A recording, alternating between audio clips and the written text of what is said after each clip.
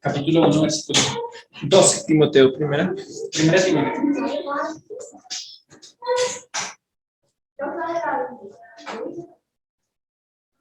Primera Timoteo, capítulo 1, versículo 12. Dice, doy gracias al que me fortaleció, a Cristo Jesús, nuestro Señor, porque me tuvo por fiel poniéndome en el ministerio. Habiendo yo sido antes blasfemo, perseguidor e injuriador, mas fui recibido a misericordia por que lo hice por ignorancia en incredulidad. Hay una cosa muy bonita que veo acá, es que dice, doy gracias al que me fortaleció, a Cristo Jesús nuestro Señor, porque me tuvo por fiel poniéndome en el ministerio. ¿Qué fue lo que Cristo, el Señor, vio en Pablo para vivir? Que siempre estuvo allí.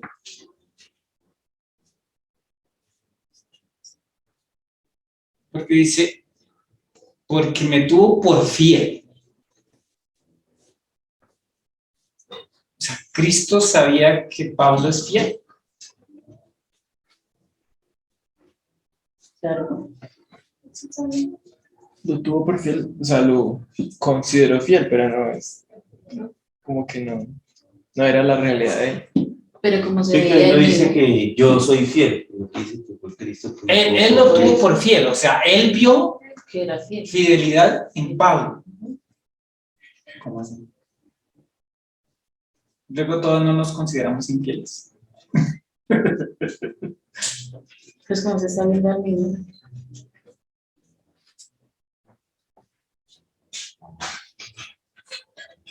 Dice, doy gracias al que me fortaleció, a Cristo Jesús nuestro Señor, porque me tuvo por fiel, poniéndome en el ministerio.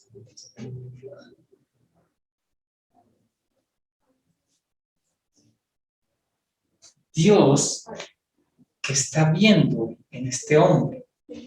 Y bueno, entonces esa vez con Pablo y ahora con nosotros, ¿cómo es?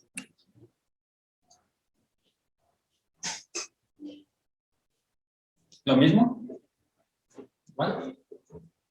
Él nos ve fiel y por eso nos pone en el ministerio. Pero ¿qué es lo que él ve? ¿Será la fidelidad, en el caso mío, será la fidelidad de Alcides? No. ¿Por qué me dice que no? Sí. Lo que Dios está viendo realmente es la fidelidad de Él en Pablo, y de Él en Alcides, y de Él en Marta, de Él en Joana, de Él en Dayan, de Él en Alejandro, en Kevin, en todos, en Hildo, en Brian. Él está viendo es la obra que Él va a hacer en esta persona, y por eso Dios puede decir, Pablo es fiel. ¿Por qué? Por la obra que yo estoy haciendo. Joana es fiel, no es por ella, es por la obra que yo estoy haciendo. O sea, porque la obra que Dios hace es perfecta. Ahora, ¿cómo se es fiel? Ya viendo que es Dios el que hace eso, ¿cómo se es fiel en el ministerio? Vamos a ir a Hechos, capítulo 22. A ver qué fue lo que le pasó al mismo personaje que estamos hablando. Hechos, capítulo 22, versículo 6. Dice, pero aconteció que yendo yo a llegar cerca de Damasco, como a mediodía, de repente me rodeó mucha luz del cielo y caí al suelo. Y oí una voz que me decía, Saulo, Saulo, ¿por qué me persigues? Yo entonces respondí, ¿quién eres, Señor? Y me dijo, yo soy Jesús de Nazaret, a quien tú persigues. Los que estaban conmigo vieron la verdad, a la verdad la luz, y se espantaron, pero no entendieron la voz del que hablaba conmigo. Y dije, ¿qué haré, Señor? Y el Señor me dijo, levántate y ve a Damasco, y allí se te dirá todo lo que está ordenado que hagas. ¿Cómo hizo este hombre para ahora ser fiel? Claro, ya vemos que es la fidelidad de Dios en él, pero ¿cómo hace uno para ser fiel? ¿Qué es lo primero que debe hacer?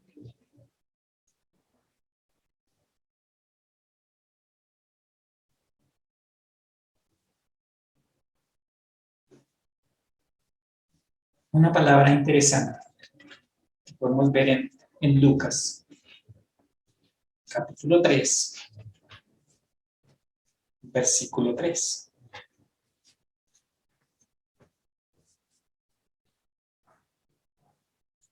Respondiendo Jesús le dijo, de cierto te digo, que el que no naciere de nuevo no puede ver el reino de los cielos. ¿Qué? Porque Pablo traía todo el conocimiento del Tanaj. Y es más, sabemos que el pueblo tenía que saberse todo el Pentateuco, los 5 primeros libros de Moisés. Se los tenían que casi que saber de memoria todo el mundo, porque desde pequeñitos se los estaban diciendo. O sea, los padres se los sabían, se los comunicaban a los hijos, y así sucesivamente. Lucas 3, ¿qué? Perdón. En lo que vimos Juan 3:3. Yo dije Lucas. Sí, Sí. Lucas.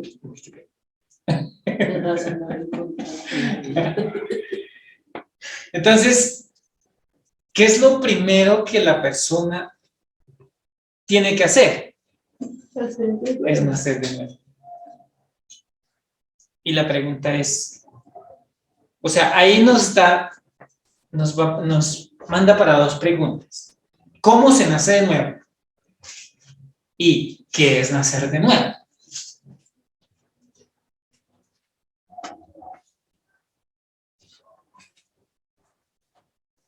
¿Cómo Pablo nace aquí de nuevo? ¿Qué fue lo que pasó?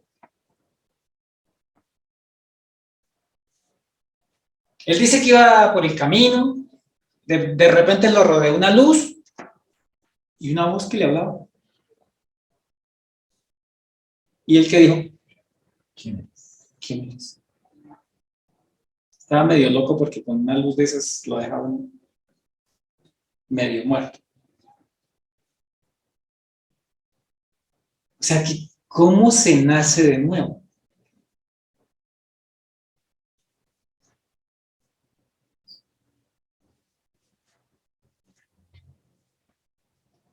Dios se acerca y habla. Esa es la forma de nacer de nuevo. Dios se acerca a la persona y le habla. Y cuando la persona escucha la voz de Dios, ¿cuál es el siguiente paso? Obedece. Vamos a mirar en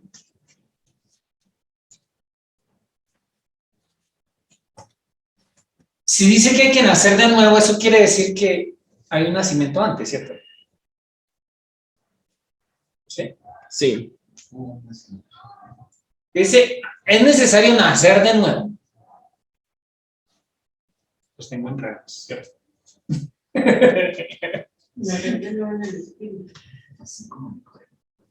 Sí. Nicodemo quedó loco cuando Jesús le dijo, tiene que nacer de nuevo. Y esa es la idea. Que quede loco.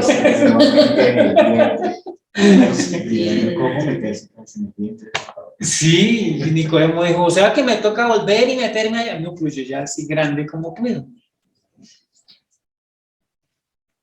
¿Cuál fue el primer nacimiento? Cuando llegamos a este mundo.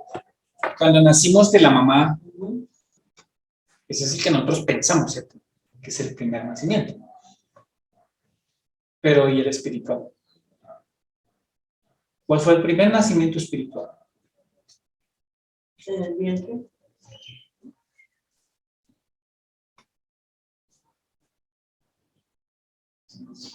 El primer nacimiento sucedió allá con Adán y Eva, o con Adán. Vamos a ir a Génesis 1:26. ¿Cómo así? Más locos todavía. Se llora. Génesis 1:26. Entonces dijo Dios: hagamos al hombre. ¿Eso qué es? ¿Qué está haciendo Dios? Hablando. Está hablando. Está diciendo, hagamos al hombre. Esa es la palabra de Dios.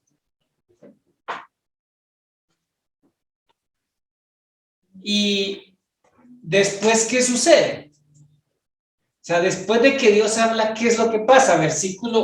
Capítulo 2, versículo 7.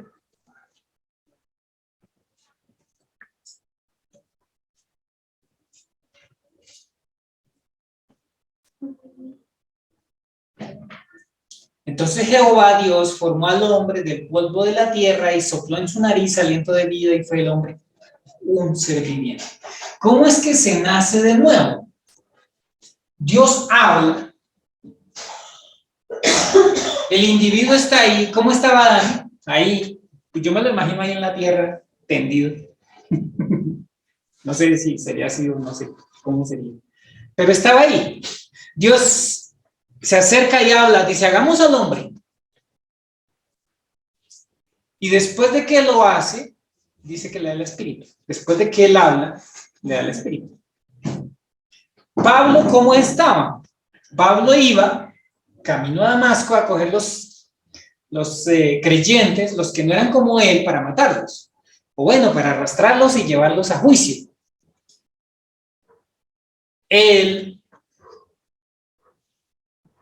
Dios se acerca a él y le habla.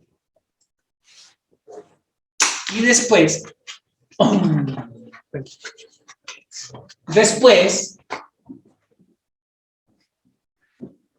Pablo nace de nuevo.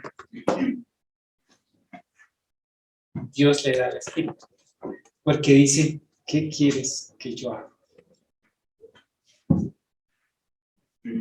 Al escuchar la voz de Dios, el individuo puede recibir el espíritu. Cuando la persona cree, recibe el espíritu.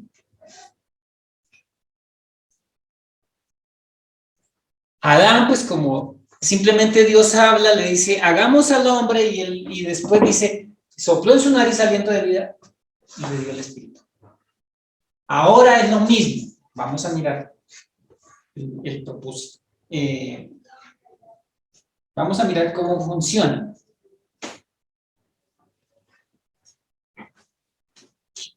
El nacer de nuevo. Romanos 10:17. Dice, así que la fe es por oír, y el oír por la palabra de Dios. Entonces, ¿cuándo la persona puede tener fe? Cuando empiezas con el... Cuando escucha la palabra. La persona está ahí muerta en sus delitos y pecados, pero Dios se acerca y le habla a través de su palabra, y entonces la persona tiene fe. Y entonces, como tiene fe, viene el Espíritu Santo, mora en él. Es el proceso de nacer de nuevo. Ahora, como Jesús le dijo a Nicodemo, tienes que nacer de agua y de espíritu. En Juan capítulo 3, versículo 5. Mira bien porque me estoy confundiendo.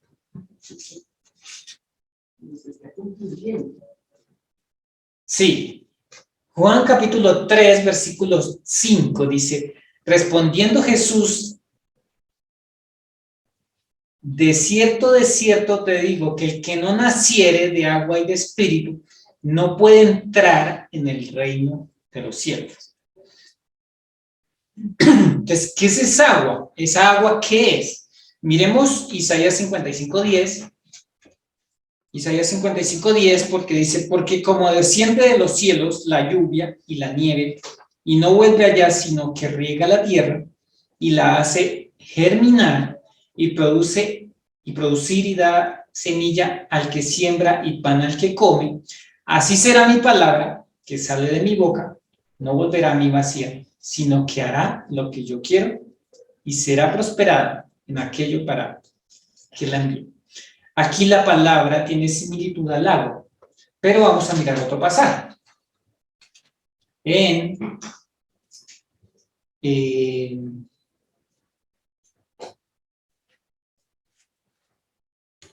Efesios, capítulo 5, versículo 26.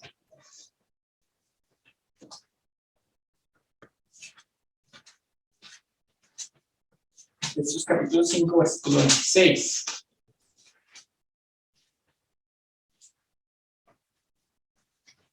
Dice, está hablando del el sometimiento, pero quiero que miremos este pasaje. Dice, para santificarla, habiéndola purificado en el lavamiento del agua por la palabra.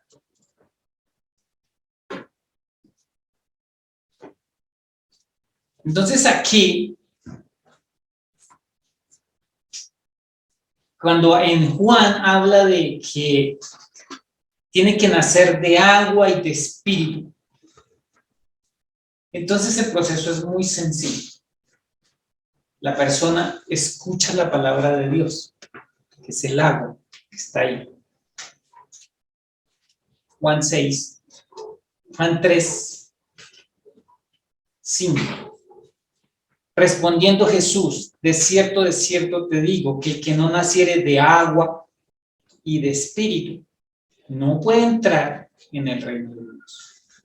El nacer de nuevo tiene que ver con escuchar la palabra de Dios, creer, y Dios manda el espíritu a la persona.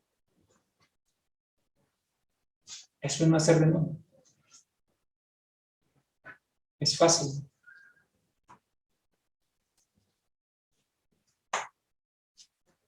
Y entonces, lo primero que Pablo tuvo que hacer fue nacer.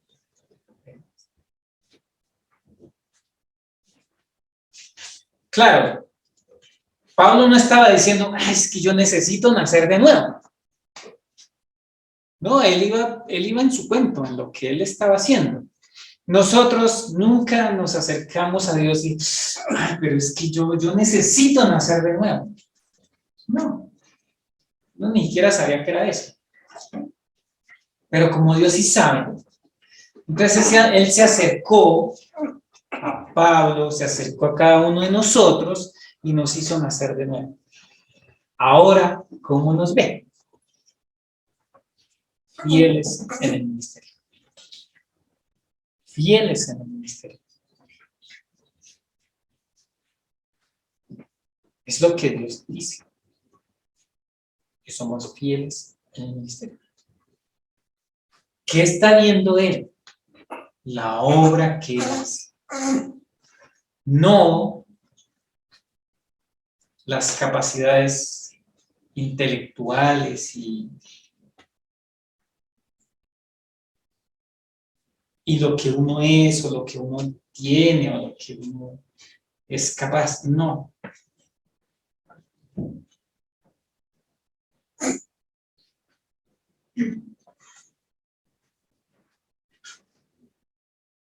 Entonces, cuando uno nace de nuevo, es por qué. Dios se acerca, le habla y uno cree. Entonces, ahora, ¿cómo queda uno? Miremos Isaías 53:6. Dice, todos nosotros nos descarriamos como ovejas. Cada cual se apartó por su camino, mas Jehová cargó en él el pecado de todos nosotros. O sea que en ese nuevo nacimiento hay un perdón total de nuestros pecados, para que le podamos servir y ser fieles en el ministerio. De lo contrario no se podría, porque Dios no habla con pecadores. Entonces Él no puede acercarse a un pecador únicamente. En primer lugar se acerca para salvar, pero si no acepta la salvación, si no quiere salvación, entonces no puede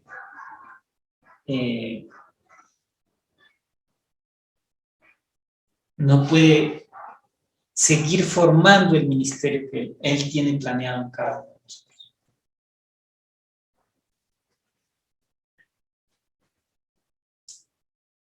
Y entonces ahora sí uno puede decir, Pablo podía decir, Dios me tuvo por fiel poniéndome en el ministerio. ¿Por qué? Porque ya nació de nuevo, porque ya es un hombre perdonado, porque puede caminar con el Señor.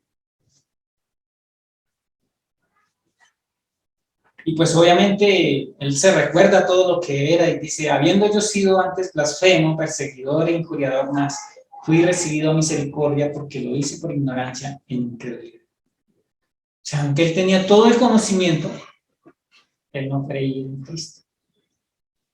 Por tanto, no era salvo. Entonces, hasta que Dios se acerca a él y lo salva, lo hace nacer de nuevo. Entonces ahora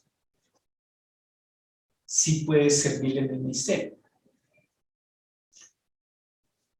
Hoy no se le dice a la gente que hay que nacer de nuevo. Yo no sé por qué. De un tiempo para acá se cambió eso. Ahora se le dice, haga la oración de fe. Usted tiene que hacer la oración de fe. No. ¿Qué oro? Repita conmigo. Es que yo, por ejemplo, yo la oración de fe prácticamente ya no lo practico porque muchas veces la persona lo hace por salir del paso con uno, pero no en su corazón. Nada que ver. Otras veces le dicen, mire, repita que usted es perfecto.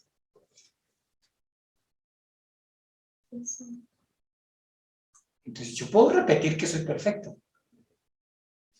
Pero esto no tiene que ver con hablar ahí, o decir la oración del pecador, o la oración de fe, o como le quieran llamar. No, esto no tiene que ver con eso. Sí, uno lo lleva a la palabra y el Señor el que tiene que acercarse a mí es Dios mismo y hablarme y de convencerme, porque dice que es el Espíritu Santo el que convence de pecado, de justicia y de juicio. Mire, yo puedo repetir a una persona las veces que sean necesarias para mí que repita la oración de fe. No le va a funcionar. Eso me hace acordar de un día que yo estaba trabajando y pasé a organizar un puesto de una secretaria y la oración de fe ahí. Para que todo el mundo que pasara la leyenda. Tiene la oración de fe, se diga así, y entonces dice ya, sí, yo la hago todos los días. Entonces tocó poner inexplicable. Esto no tiene que ver con cosas que nosotros hacemos. Esto tiene que ver con lo que Pablo dice ahí del Señor. Él dice, mas fui recibido a misericordia, porque lo hice por ignorancia en incredulidad. ¿Quién era Pablo? Un súper judío. Dice que aventajaba a todos en conocimiento y en desglosar las escrituras y toda esa cosa. Pero ahora dice que era un incrédulo, que todas las cosas que hizo las hizo por incredulidad. O sea, que era lo que él creía entonces. Bueno, él creía en sus tradiciones y en todo lo que traía. Pero dice que Dios lo recibió a misericordia. O sea que con nosotros la cosa es igual. No es porque sepamos, no es porque somos tan buena gente, ¿no? Es porque Dios nos recibió a misericordia. Y un día se acercó a nosotros y nos habló al Espíritu y pudimos creer y entonces nacimos de nuevo. Y la palabra correcta es nacer de nuevo. No es haga la oración de fe. No es repita conmigo. Que Dios se acerca y le habla y entonces la persona puede entender su condición. Y puede entender quién es Dios. Y puede entender la misericordia tan grande de Dios que es capaz de salvar a un pecador como yo. Eso es lo que la persona tiene que entender. Si bien es cierto que a muchos les ha funcionado, después entra la duda si lo hice bien o lo hice mal. ¿Sería que yo sí hice la oración de fe bien? Es que ¿O sería que me en el afán las personas lo hacemos lo hacíamos de decirle a la persona la verdad. Pero en realidad fue el Señor el que vino a buscarme porque el resto. Entonces no es por la oración de fe que se hizo, es porque Dios tuvo misericordia. Entonces lo que quiero que miremos es cómo es que se nace de nuevo. Pues Dios se acerca a nosotros, nos habla y podemos responder a esa llamada. Ya, fácil. Y esa fue la forma como Pablo también respondió a esa llamada. Entonces Dios se acerca, le habla y le dice, sí Señor, ¿qué quieres que yo haga? Ah, bueno, te voy a enseñar cuánto te va a costar el caminar con mi nombre. Entonces ahora ya no es Pablo, ahora es Cristo. Y a Cristo lo van a coger y le van a dar durísimo. Porque todo el mundo no quiere tener nada con Cristo. La gente prefiere el Jesús humano, el que venía, el que repartía, el que tenía cuidado de los pobres, todo ese cuento. Ese es el Jesús humano, el que anduvo allá. Pero el Jesús resucitado, el Cristo resucitado, es aquel que de verdad nos salva del pecado. Porque una cosa es ser como Jesús que hacía buenas obras, y otra cosa es creer en Jesús que me perdonó todo mi pecado. Es otra cosa. Y el Jesús de los evangelios es el que la gente quiere como imitar. Y dicen, no, pues es que él era un buen profeta, queremos ser como él, buena gente, ir y ayudar a los pobres y sanar enfermos, unas obras maravillosas. Pero el Cristo que perdonó todo mi pecado es diferente. Claro, es la misma persona, pero como la intelectual nuestro nos pone a verlo de manera diferente. Para mí es el mismo, pero para algunos es diferente. Prefieren al Jesús de la historia, el que era buena gente, el que hacía todas esas cosas, pero no el que perdonó todo mi pecado. Pues para mí los dos son muy importantes. El Jesús buena gente que estaba ahí, pero también el que murió por mi pecado. Porque si Jesús solamente hubiera venido a ser buena gente, pues estaremos perdidos. Por muy buena gente que fuera. Y aprenderle a él a ser buena gente, pues con todo eso se va a perder. Pues no sirve. Entonces lo que uno tiene que entender es que Jesús pagó por mi pecado. Tuvo misericordia de mí y se acercó. y me salvó. Versículo 14, en Timoteo. Pero la gracia de nuestro Señor fue más abundante con la fe y el amor que es en Cristo Jesús.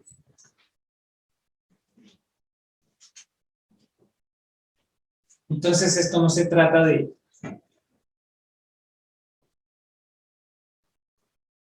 nacer de nuevo, es realmente, esa palabra lo que implica es que es un nacimiento espiritual. No es el que se imaginaba Timoteo, Nicodemo. Nicodemo dijo, toca volver a meterme en el vientre de mi madre y volver a nacer. No. Es un nacimiento espiritual. Es un nacimiento de Dios. Es un nacimiento que es Dios mismo el que se acerca a la persona y le da una nueva vida. Una vida espiritual que la podemos ver, pero que a veces la persona se sigue viendo igual. O sea, sí, pues en sí no ha cambiado, ¿no? De pronto por ahí el mal genio, todas esas cosas se le han quitado, pero la persona sigue siendo igual, pero nació de nuevo. O sea, no hay una nueva creación que uno la vea, es algo que se está formando, Dios mismo. Entonces, por eso es que es necesario nacer de nuevo, porque es espiritual. No tiene que ver con lo físico. Entonces, el primer nacimiento fue allá, en la historia de Adán. El segundo nacimiento es cuando nosotros escuchamos la palabra de Dios, creemos a esa palabra y Dios nos da el Espíritu. Ese es el segundo nacimiento. Nosotros siempre lo llevamos a lo físico.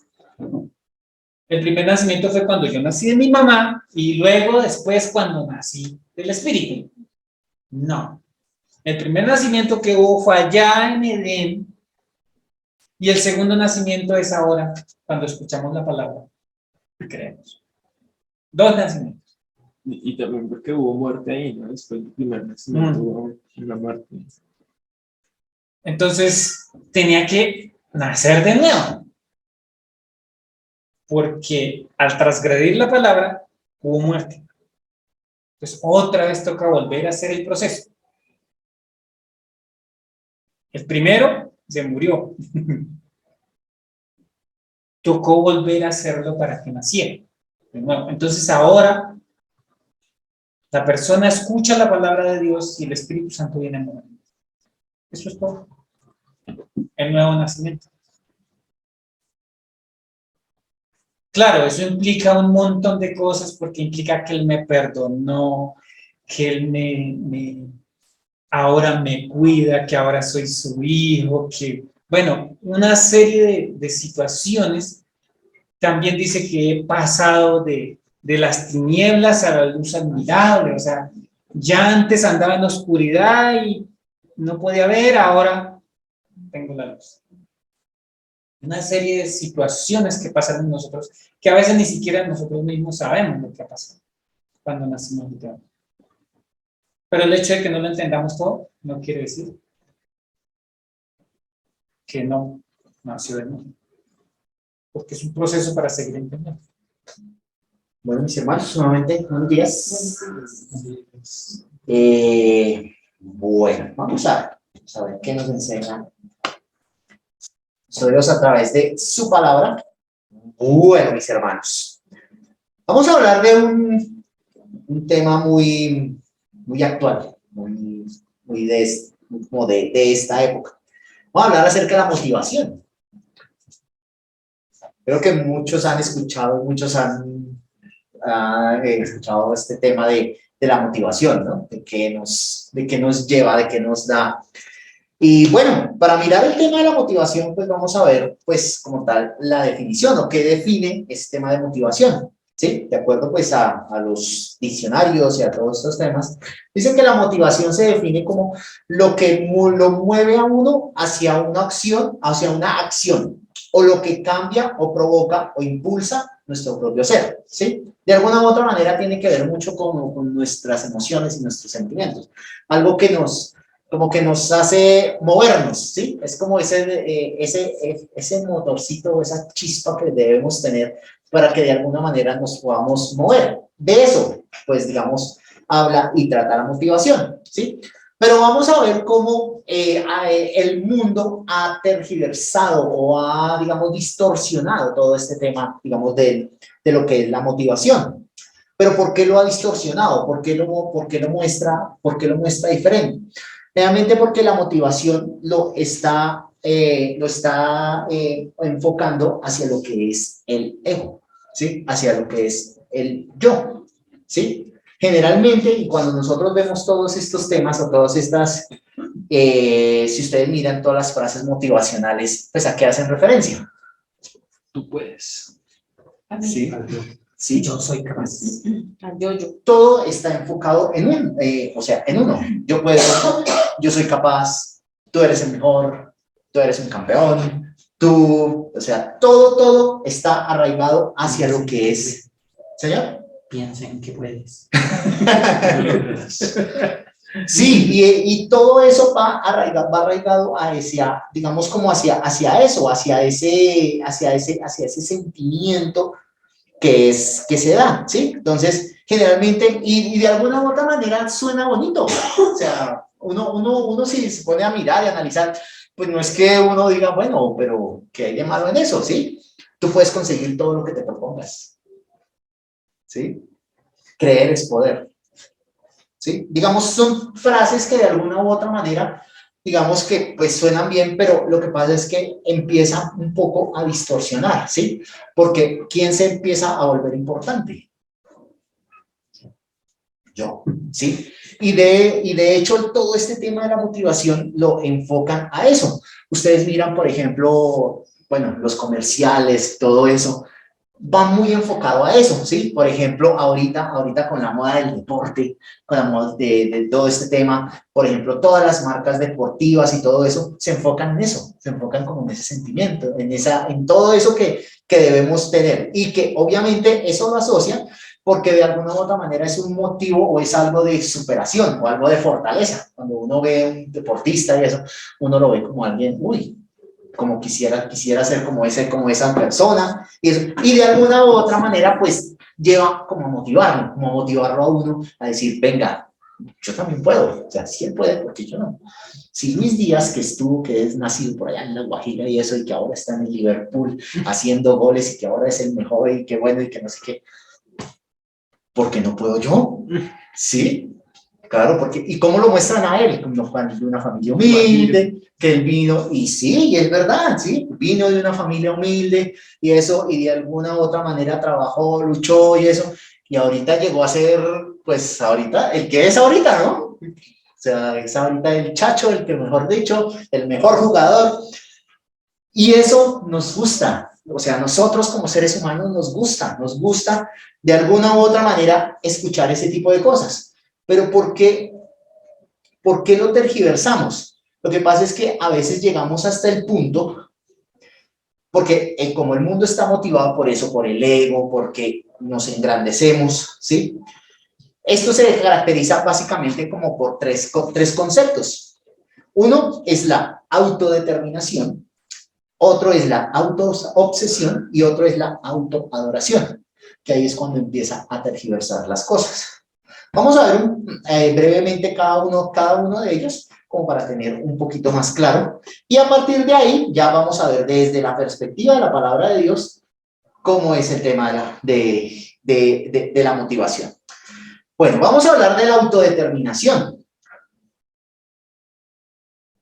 Bueno, ¿qué dice la definición de la autodeterminación? Dice que se refiere a la capacidad que desarrolla la persona, ¿sí?, para actuar como el principal agente causal de su vida. Claro, ¿no? ¿Muy claro o no? ¿Qué quiere decir que cuando nosotros actuamos como el principal agente causal de su vida? Quiere decir que nosotros, pues obviamente tomamos acciones y decisiones por nuestra cuenta, ¿sí? O sea, nosotros somos dueños de nosotros mismos, ¿sí? ¿Esto qué permite? Que nosotros vivimos de acuerdo a las reglas y a las reglas o lo que nosotros definimos como que nosotros debemos vivir. O sea, nosotros nos ponemos nuestras propias reglas, ¿sí? De eso habla la autodeterminación. La autodeterminación habla de que nosotros nos ponemos nuestras propias reglas y de alguna manera empezamos a andar, ¿sí? Entonces, primer error. Yo soy dueño de mí mismo. Exactamente. ¿Sí? Si nos vamos un poquito al entorno de la palabra de Dios, ¿qué nos dice Dios? Que nosotros hacemos nuestras propias reglas. Lo que viene nos parece. Sí, ese libro de jueces es muy, muy interesante, ¿no? Y el pueblo de Israel hacía lo que bien le parecía. Eso es autodeterminación. Que nosotros nos forjamos y nos ponemos reglas y nosotros definimos que así se vive la vida. O sea que nosotros tenemos millones y millones de vidas definidas, ¿sí? Se definen muchas vidas. ¿De acuerdo a qué? Pues a lo que nosotros pensamos o a lo que nosotros nos parece. Uno es ese, la autodeterminación. Vamos a ver el otro, la otra definición. Dice que es la autoobsesión. ¿Qué se referirá cuando la autoobsesión? Dice la autoobsesión, una definición aquí, dice que cuando nuestras expectativas no se cumplen, nosotros reaccionamos de tres maneras. Cuando no se cumplen las expectativas, reaccionamos con resentimiento, ira o miedo. Entonces, ¿qué quiere decir eso? Cuando nosotros actuamos con resentimiento, ¿qué quiere decir? Que nosotros reavivamos experiencias pasadas, ¿sí? Una y otra vez en nuestras mentes. Y nos empezamos a obsesionar con eso. Eso es resentimiento, o sea, volver a lo que nosotros hemos vivido, pero ¿por qué otra vez a mí? Pero porque eso es resentimiento, es volver a reavivar esas experiencias pasadas una y otra vez, ¿sí? Y eso es lo que nos da. Ahora, ¿cómo es el tema de la ira? Entonces, cuando reaccionamos con ira, cuando reaccionamos con rabia, cuando reaccionamos con ese tipo de cosas que obviamente de alguna u otra manera son sentimientos desordenados y es una reacción muy, muy impulsiva. Y obviamente el miedo, pues el miedo ¿qué es? O sea, es cuando nosotros, cuando enfrentamos a algo que es nuevo o desconocido, ¿sí? Generalmente nos empieza a dar eso. Generalmente la autoobsesión viene acompañada de estas tres reacciones, ¿sí?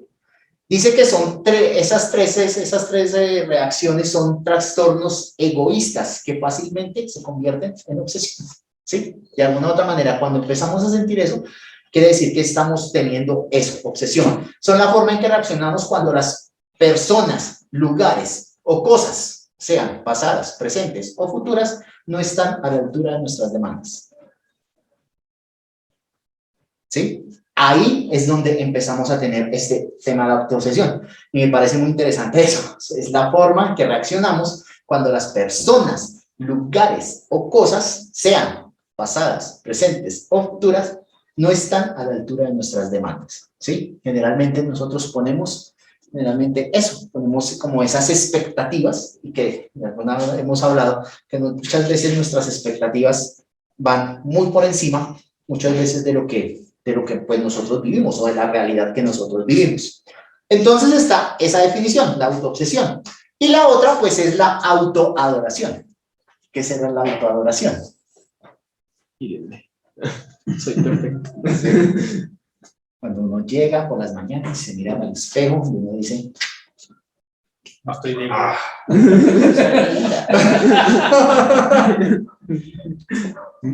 por eso me dice, uff. Nadie.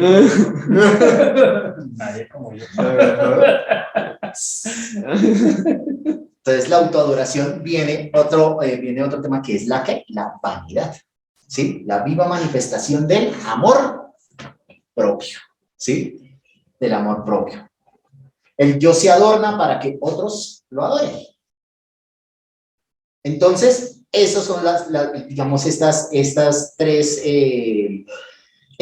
definiciones que empiezan a ser motivados por nosotros mismos, y eso es lo que nos lleva a ese tipo de motivaciones totalmente desenfocadas. Ahora, ¿cuál es la perspectiva o qué nos dice la palabra de Dios sobre este tema de la motivación? Y es algo muy, muy interesante que uno encuentra con esto. Dice que la Biblia nos enseña que no nos centremos en nosotros mismos, ¿sí? La Biblia nos enseña eso, no centrarnos en nosotros mismos. En realidad enseña todo lo contrario. Vamos a ir por un momento a Mateo capítulo 23, versículos 11 y 12. Mateo capítulo 23, versículos 11 y 12. Si algún hermano lo tiene. El que es mayor de vosotros sea vuestro siervo, porque el que se enaltece será humillado y el que se humilla será enaltecido. Muy bien. ¿Qué nos está diciendo aquí la palabra de Dios? Dice que ¿quién es el mayor de nosotros? El que sirve.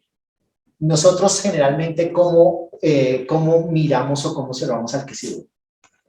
Como menos. ¿Cierto? A veces la perspectiva de nosotros es que nos miramos, el que sirve es como que, uy, Yo le pago para eso. pónganme a mí, o sea, sí, y es más, cuando uno se mira, o sea, que yo servir, uy, no, ¿cómo así? Pero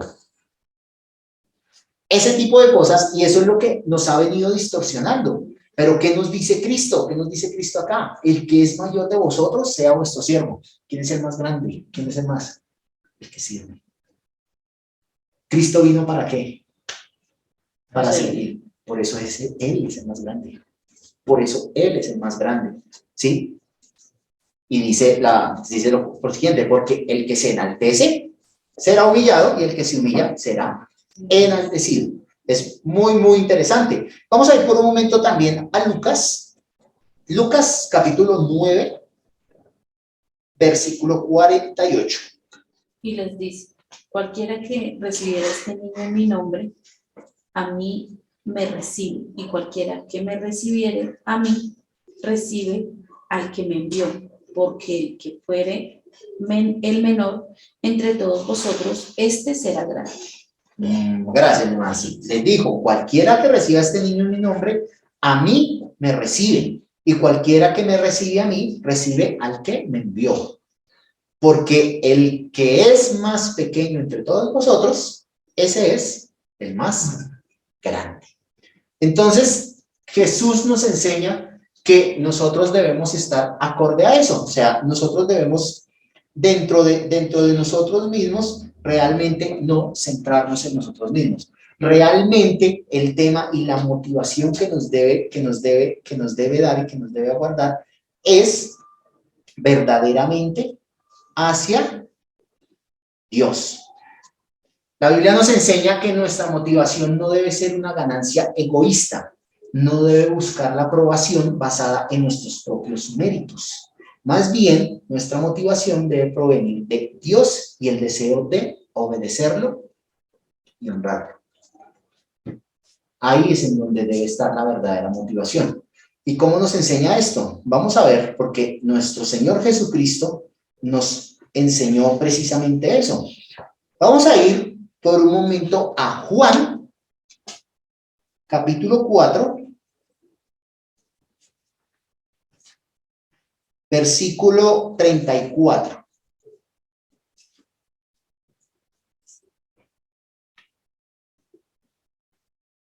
Juan capítulo 4, versículo 34. Si mi hermano lo tiene, por favor.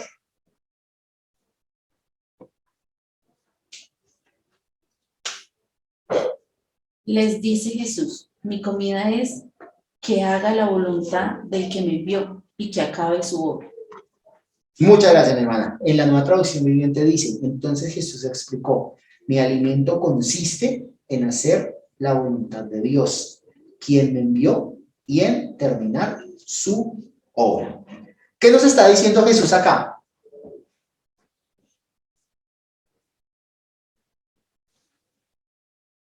¿Cuál es la motivación? ¿Y cuál es la motivación de Jesús? Hacer la voluntad. Del que le envió. Hacer la voluntad del Padre. Hacer la voluntad del Padre. Esa debe ser nuestra motivación. ¿Sí? Jesús se preocupó por complacer a su Padre.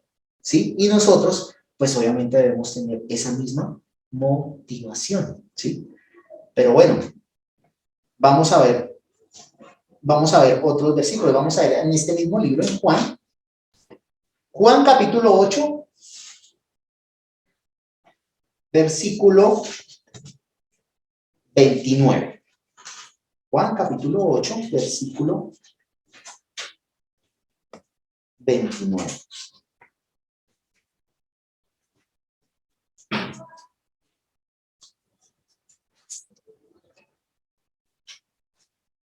¿Si algún hermano lo tiene? Y el que me envió está conmigo. No me ha abandonado, pues siempre hago lo que le agrada. Ok. Porque el que me envió conmigo está. No me ha dejado solo el Padre, porque yo hago siempre lo que le agrada. Eso es lo más importante. Ahora, ¿hasta dónde llegó el punto de la obediencia de Jesús? Hasta la muerte.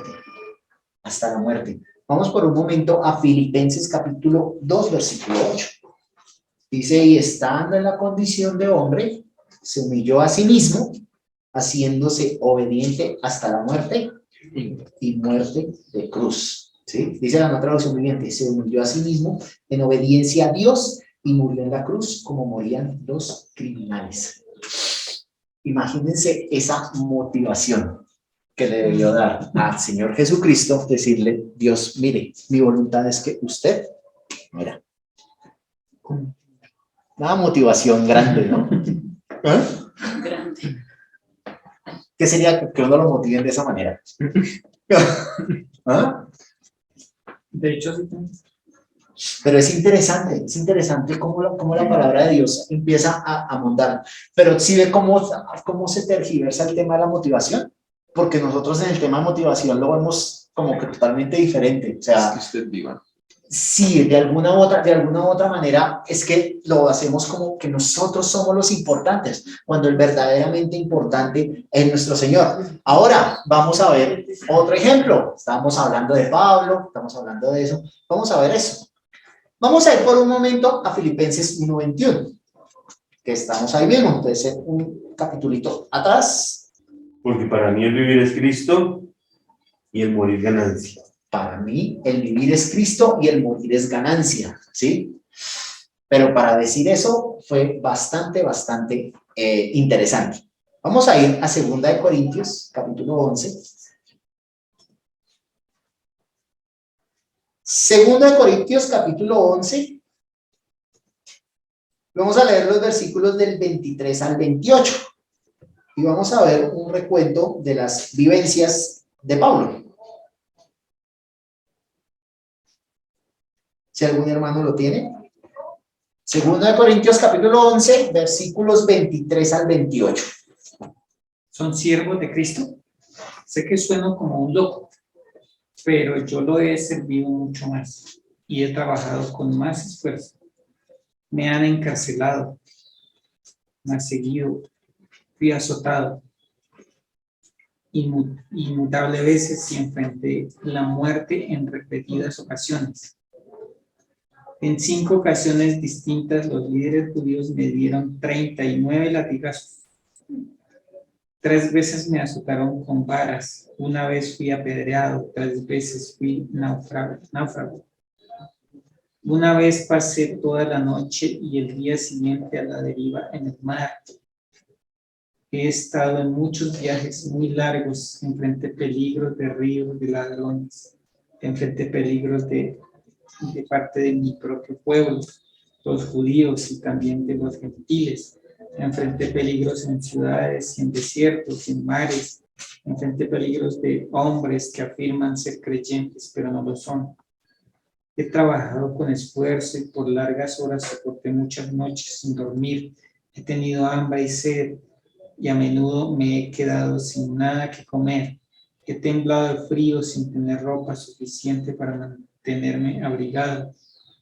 Y además de todo eso, a diario llevo la carga de mi preocupación por todas las iglesias. Motivación. Grande la de Pablo. Mire qué interesante cómo Dios motivaba a Pablo. ¿Cómo lo motivaba?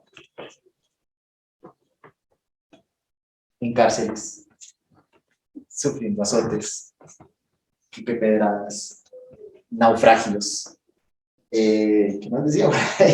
Peligros. Habla aquí, por ejemplo, de ¿qué? Peligros entre falsos hermanos, o sea, como que viviendo como entre mentiras.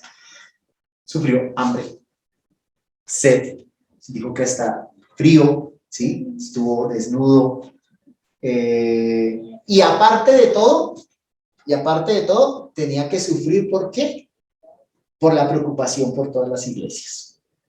O sea, un pocotón de cosas que se ve. Yo creo que ese señor no se volvió loco, quizás.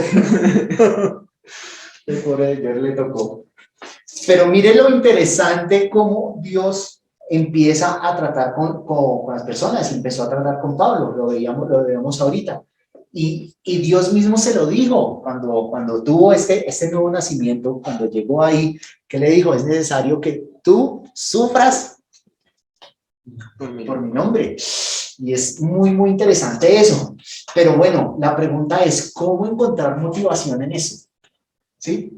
Si de alguna u otra manera, sabemos que nosotros de alguna u otra manera, pues, vivimos algunas cosas, vivimos dificultades y eso. ¿Cómo encontrar motivación en eso? ¿Sí? ¿Sí? Un ejemplo, y fue hasta chistoso, porque pues estaba mirando de esta manera de enseñar.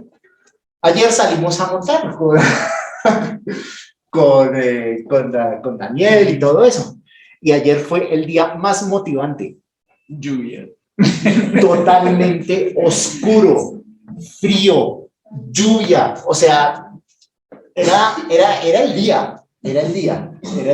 Curiosamente, esta mañana cuando me levanté y vi ese sol, yo dije, yo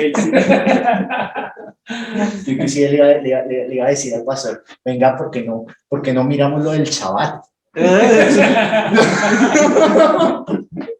¿Será que de pronto no sé, será que, porque uno decía, venga, mire lo que es el tema de la motivación, o cuando sea, generalmente cuando uno necesita realizar eso, generalmente se tiene que esforzar para eso. Por ejemplo, en el caso de predicar la palabra de Dios, ¿sí? El hecho de levantarse, de desplazarse, eso a veces es difícil. El tener que ir a tal sitio o a tales personas para poder realizarlo. Y creo que muchas veces, y de acuerdo a nuestros sentimientos, nosotros somos así. Entonces decimos, bueno, de pronto hoy tenemos algún ánimo, estamos animados y lo hacemos, pero van a llegar días, pues, por ejemplo, como el de ayer, y la verdad fuimos locos porque habían como 10 ciclistas viendo aquí este pedazo del perdón, porque todo nos llovió. O sea, no es campo cuando llegué a la casa. Ahí ya es campo.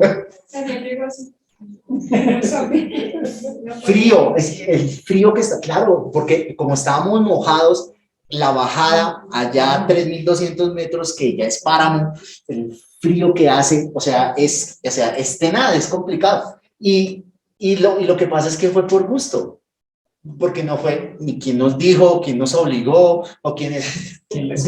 Sí, de alguna u otra manera se da. Pero mire cómo es el tema de la motivación, ¿sí? Porque es que nosotros nos centramos en esas circunstancias, ¿sí? Si nosotros empezamos a mirar y a centrar y a decir, uy, no, es que está haciendo mucho frío, y de alguna u otra manera, pues es cierto, de alguna u otra manera, pues uno trata como de salvaguardarse. De alguna u otra manera yo decía, uy, no, pero ¿qué tal con ese frío? Pues de pronto que una gripa o alguna cosa, porque también, pues uno no sabe de alguna u otra manera, pero mire cómo es eso, ¿sí? Entonces, a veces ese tipo de cosas o esa motivación, y por ahí, y escuché esa frase precisamente de todos estos temas de estas frases motivacionales y todo eso, Y hay algo muy interesante que miré y que escuché sobre eso. Y dice que a veces la motivación está sobrevalorada. ¿Cómo así que la motivación está sobrevalorada? Nosotros le damos mucho valor a eso, a la motivación, ¿sí? Porque dice que ¿qué? Cuando estamos motivados todo es más fácil. En su aspecto básico, a tener en cuenta y a promocionar, sobre todo en el trabajo con grupos. La motivación suele venir de tener unos objetivos claros para los cuales estamos trabajando o simplemente de disfrutar lo que hacemos. El problema es que la motivación nunca es permanente. Es la chispa que enciende la mecha de la acción o el cambio, pero en algún momento se volatiliza, ¿sí? Muchas veces tenemos esa chispa, pero a veces la chispa se apaga, se va. Y a lo largo del camino planeado suelen aparecer trabas que alteran nuestro estado de ánimo, malos resultados, lesiones o problemas personales, ¿sí? Por ejemplo, miremos lo que les estaba pasando a Pablo. Todas esas cosas, pero bueno, el que lo motivaba, o sea, el que lo hacía, ¿sí? Ahora aparece un nuevo concepto, no hablemos tanto de motivación. Dice, en estos momentos de bajón donde entra en juego un valor que se encuentra ciertamente a la baja en este siglo XXI, es el compromiso y la disciplina, ¿sí? Ahora, por ejemplo, ¿qué dicen estas personas? Dice que a veces el tema de la motivación está sobrevalorada porque precisamente es en esos días que son malos, en esos días que son eso, cuando uno más debe sacar, ¿sí?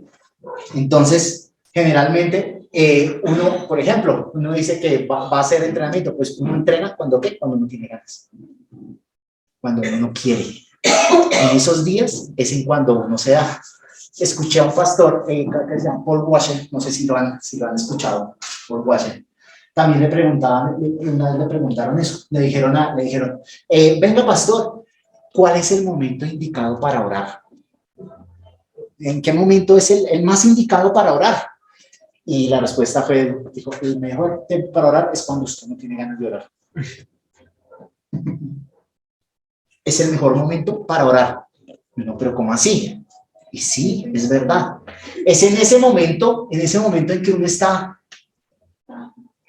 abajo y eso, es el momento para orar. Es el momento de hincarse ante Dios y decir, Dios, ayúdame, estoy así. Es el mejor momento. El momento cuando uno no tiene ganas, cuando uno está totalmente desmotivado, cuando uno no tiene eso, es cuando realmente da. Y ahí es cuando actúa Dios. Dios actúa a través de Pablo, a través de todas esas circunstancias, todos esos temas que le sucedieron, que obviamente son difíciles, o sea, son cosas complicadas, estar en la cárcel, naufragios, todo ese tipo de cosas, pero Dios lo empezaba a fortalecer, porque es que sin Él es difícil, o sea que si quitamos a Dios de la ecuación, ¿qué hubiera sido Pablo? Nada. ¿Sí? Y volvió y lo dijo, para mí el vivir es Cristo, o sea, la tenía clara, o sea, tenía claro cuál era el horizonte, era Él, ¿sí? Y que si estaba sufriendo era por Él, pero de alguna manera sacaba. No sé en qué momento, y creo que en la palabra de Dios lo da, cuando creo que le dijo a Dios que cuando dijo, quítame este aguijón, sí, o sea, de alguna otra manera también estaba sufriendo, o sea, también yo creo que Pablo le decía, venga Dios, pero un momentico, pues, venga. Pero la respuesta de Dios fue, bástate en mi gracia. O sea, tranquilo, no me preocupe. Sí, le duele, yo sé que le duele, pero bástese en mi gracia. Y Dios nos manda a caminar de esa manera, ¿sí? Que nuestra verdadera motivación sea eso. No nos centremos en las circunstancias, en lo que nos puede pasar, en lo que nos pasa o eso, porque ahí es en donde empezamos a mirar, no sé, a nosotros mismos, ¿sí? Empecemos a mirar a Dios, ¿sí? Porque Dios tiene cuidado de nosotros, ¿sí? Miremos por un momento y ya para finalizar, ¿sí? Ya todavía tenemos tiempito, sí. Vamos a ir por un momento, vamos a ver cómo David enfrentaba este tipo de cosas y lo vemos mucho en los salmos.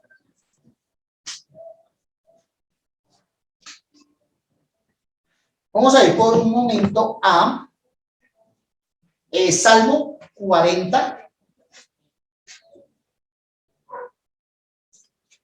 Vamos a leer el versículo 8. El hacer tu voluntad, oh Dios mío, me ha agradado. El hacer tu voluntad, Dios mío, me ha agradado y tu ley está en medio de mi corazón.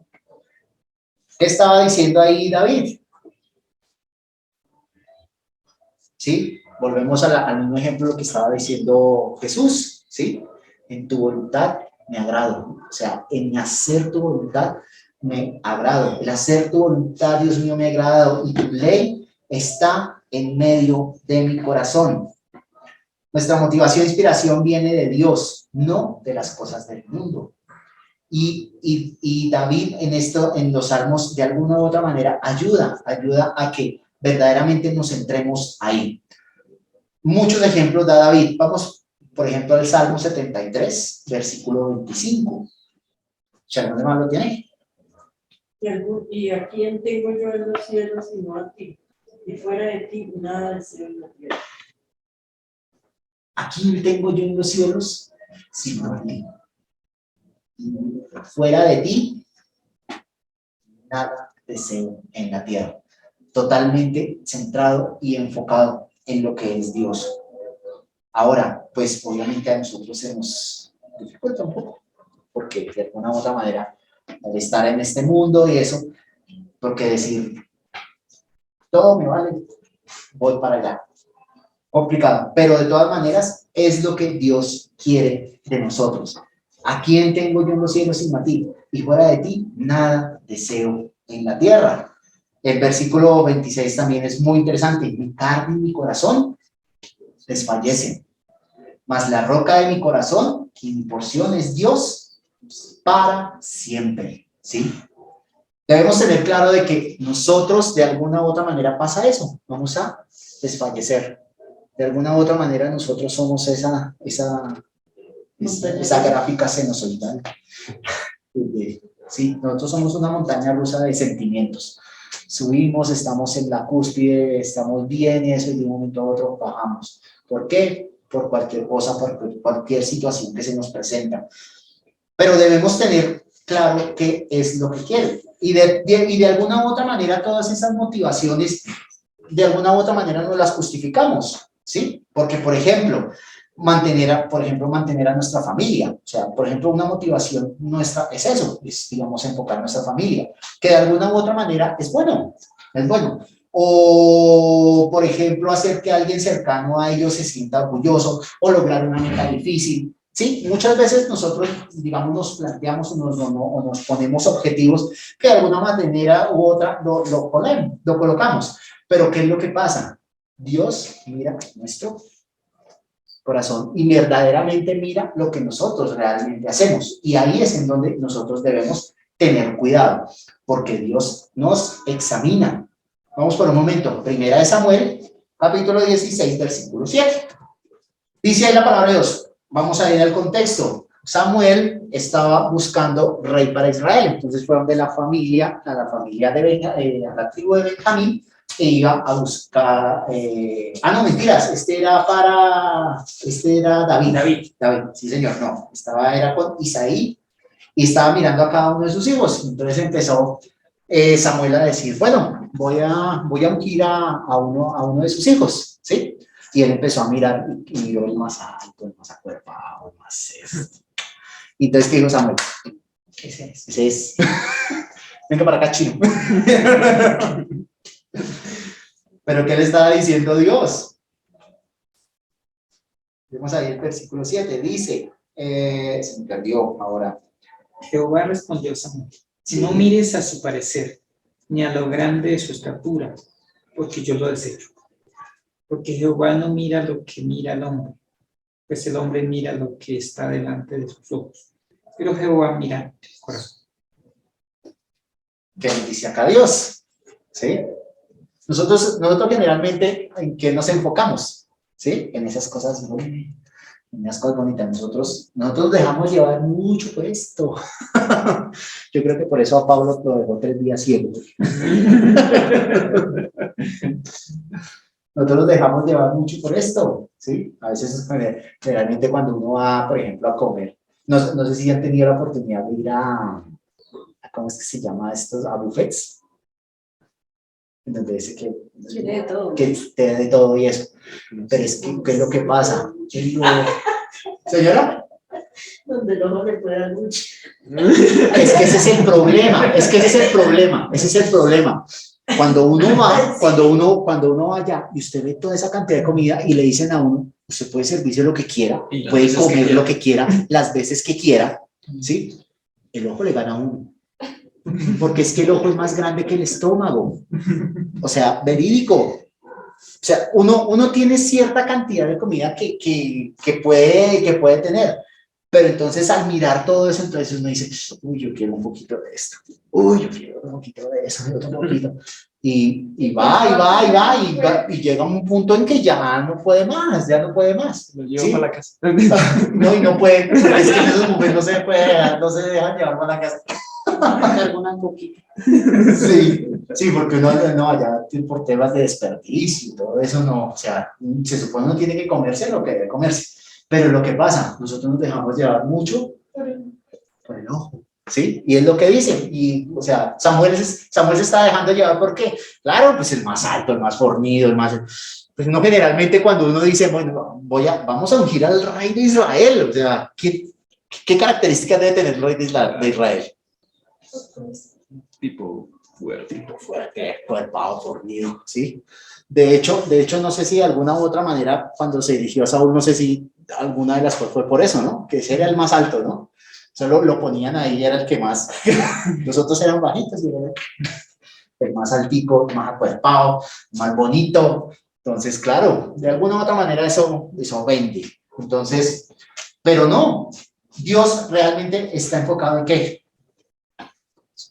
En el corazón, en lo que no se ve, ¿sí? Y eso es lo que inclusive dicen, nosotros nos dejamos llevar, ¿por qué? Por lo que vemos, ¿sí? Y nosotros y juzgamos por lo que vemos, ¿sí? Entonces, por ejemplo, uy, no, pero ese man con esos zapatos, uy, no, pero ese man con eso. Y juzgamos ¿por qué? Por lo que vemos, pero realmente nosotros no vemos qué hay en su interior, pero Dios sí lo hace. Vamos a ir por un momento a Proverbios, capítulo 16, versículo 2. ¿Qué dice la palabra de Dios? Todos los caminos del hombre son limpios en su propia opinión, pero Jehová pesa los espíritus. Ok. ¿Qué dice de nosotros? Que todo lo que hacemos, ¿qué? Es súper bien. Nos parece bien. Perfecto. Todo nos parece bien. ¿Sí? Ese negocio que es mejor. Todo nos parece. Y sí es verdad. O sea, todo lo que nosotros de alguna u otra manera hacemos, ¿nos parece bien? Nos parece bien. ¿Sí? Nos parece bien. Sí. El resultado es el que es. Sí, no, y es interesante cómo nosotros de alguna u otra manera justificamos lo malo a través de eso. Lo justificamos, ¿sí? Porque de alguna u otra manera nos parece bien, ¿sí? No sé si yo les conté alguna vez de un tema cuando mi mamá estaba, que nosotros vivíamos en Ubaté y que había un hato de vacas que era de un vecino. Pero el vecino era un señor de plata. Tenía bastante dinero. Y resulta que una de las vaquitas iba a dar la cría, ¿sí? Entonces el administrador de la finca llegó, sacó pidió la vaquita y eso, y sacó el ternerito y eso, y se fue. Resulta que la vaquita tenía otro ternerito ahí eso. Y obviamente el administrador no se dio cuenta.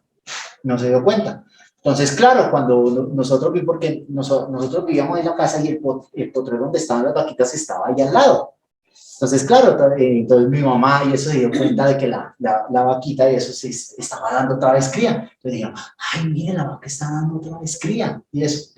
Entonces salió mi mamá y dijo, venga, pues como está dando cría y eso, traigamos el ternero para acá porque pues el administrador fue, sacó el ternero y se fue. Y se fue, o sea, pensó que listo ya, pero salió entonces mi mamá dijo, venga, ¿por qué no sacamos? Venga, traigamos el ternero para acá porque eso. Y empezaron las justificaciones. Uno, el administrador no se dio cuenta, o sea, el administrador que dijo, no, ya sacó el ternero, ¿cierto? Y la otra justificación, Ya tiene un ay, poco de pero vaca. ese tiene un poco de vaca, ya está, Estos son los resultados principales de la búsqueda. ya mire cómo nos justificamos, ¿sí? Entonces dijimos, pero es por un ternerito. Y sí, el señor era acomodadito y eso, ¿sí? Pero no, al fin no. No pasó nada. Es que yo estaba pequeñito y eso, entonces yo como que les di remordimiento de conciencia. Eso es robar. Eso es... Si hubiera estado grande, hubiera dicho, bueno, ¿no? Sí, estaba grande el terreno. Uy, ese ¿Cuánta terreno. plática hubiera tenido yo? Claro, entonces uno... Pero miren cómo nosotros nos justificamos y lo justificamos y de alguna u otra manera creemos que está bien, ¿sí? Porque si uno, de alguna u otra manera uno se pone a analizar y uno dice, oiga, sí, ¿verdad? Pero es que si él no le... Una vaca menos. Sí, y era un ternerito, o sea, un ternerito, y uno dice, no se va a volver pobre por un ternerito, ¿sí? Pero realmente, ¿quién es el que pesa los corazones? ¿Qué dice ahí? Dios es el que pesa los espíritus, ¿sí? El que pesa el espíritu. O sea, nosotros de alguna u otra manera nos queremos encaminar a eso, pero realmente Dios es el que dice verdaderamente si está bien o está mal, ¿sí? Dios nos dejó su ley y en su ley realmente nos dice qué es lo que está bien y qué es lo que está mal, ¿sí? Entonces, volvemos al mismo tema de la autodeterminación. Nosotros queremos ponernos nuestras propias reglas, ¿sí? Entonces, de alguna u otra manera, justificarnos y decir, venga, para poder yo hacer esta cosa, nos justificamos y nos colocamos nuestras propias reglas. Pero no es así. Vamos a ir por un momento ahora a Jeremías, ya para terminar, ahora sí. Ya quedan unos minuticos. Vamos a ir a Jeremías, capítulo 12, versículo 3. Dice aquí la palabra de Dios, Jeremías 12:3. Pero tú, oh Jehová, me conoces, me viste y probaste mi corazón para contigo. Arrebátalos como ovejas para el degolladero y señálalos para el día de la matanza. ¿Sí? Dios es el que verdaderamente nos conoce. Es interesante porque creo que ni nosotros mismos nos alcanzamos a conocer nosotros mismos, ¿sí? Pero Dios realmente nos conoce. Reconoce verdaderamente quiénes somos. Es el que prueba nuestro corazón. Y vamos a ir también ahí mismo en Jeremías capítulo 17, versículo 10. Dice Jeremías capítulo 17, versículo 10. Yo Jehová, que escudriño la mente, que pruebo el corazón, para dar a cada uno según su camino, según el fruto de sus obras. ¿Quién realmente nos conoce? Dios. Realmente Él sabe lo que hacemos, lo que no hacemos. Es tan maravilloso y es tan... su sabiduría es tan infinita que Él sabe lo que nosotros vamos a hacer, inclusive si nosotros ni siquiera lo hemos pensado. Ni siquiera hemos llegado a pensar eso y Dios ya sabe lo que vamos a hacer. Entonces, Las motivaciones. Él realmente sabe realmente cómo nos movemos, cuál es esa chispa que nos hace mover, ¿sí? Si nuestra chispa está centrada en nosotros mismos, pues obviamente, pues Dios hará lo concerniente. Y si realmente nosotros lo hacemos por quien verdaderamente es, por quien es Dios, pues obviamente lo hará.